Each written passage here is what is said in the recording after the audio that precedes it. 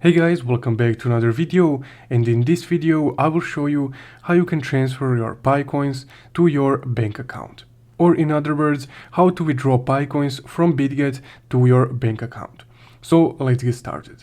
Also, if you guys are interested in stock market investing or stock trading with zero fees, you can open an account with Trading212 and use the promo code from the description below to get one free stock worth up to $100, euros or pounds depending on your currency. And now let's continue. Now, first off, once you're on your Bitget account, you would need to go to your Assets tab right here in the bottom right.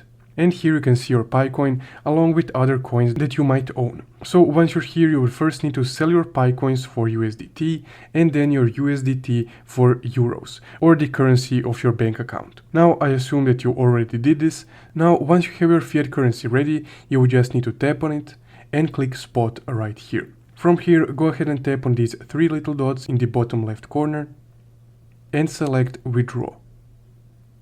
Now this will be automatically populated with the currency that you have, so in my case those are euros, and as you can see the transfer will take about 2 workdays.